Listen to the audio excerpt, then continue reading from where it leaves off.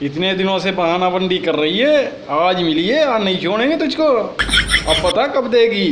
कह घर पर जाता हूँ तो कहती है कल दे देंगे, हैं? और जब मांगने जाओ है ही नहीं, हैं? अब पता कब देगी। दीदी थोड़ा सब्र रखो, तुम्हें तो बहुत जल्दी है। हाँ, प्याज ही तो लियो कि सब जान लियो।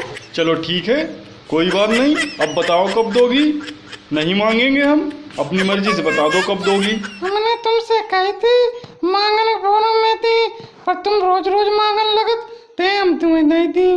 अगर मांगो ना तो मांगने बोलो में तुम्हें दे दी। अरे योगी क्या बात है भाई, क्या हो गया। अरे हमें भी तो बताओ।